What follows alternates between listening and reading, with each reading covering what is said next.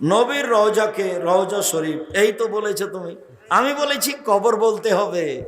হুজুর ভুল ধরে বলছে যে দেখছেন কবর বলতে হবে, মাজার বলা যাবে না। হুজুরের বাপকে কবর বলতে হবে। আল্লাহ বলেছেন কবর, নবী বলেছেন কবর, অতএব কবর কবরই। মোহাম্মদ সাল্লাল্লাহু আলাইহি সাল্লামেরও কবর আর পীর সাহেবেরও কবর কবর। খবিস মৌলবী কয় রওজা বলা কুহুরি। আমি জানতে চাই তারা কোন নবীর উম্মত রে, তারা কোন ইসলাম প্রচার করে বুঝে আসে না।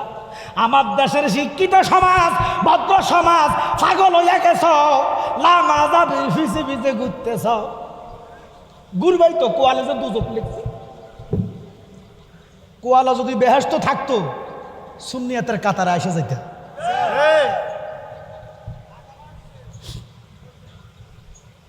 দেখেন আপনারা রওজা মোবারক বলবেন, অর্ধেক একসাথে বলেন, যেটা তারা নিষেধ করবে এটা আমরা বেশি বেশি করব। অর্ধেক রওজা, আওয়াজ দেন রওজা, আর অর্ধেক রিয়াজুল জান্নাহ, এটা সীমানা। আচ্ছা এখন নবীজি কইছে আমার রওজা থেকে, আমার গভীর মনোযোগ, আমার রওজা থেকে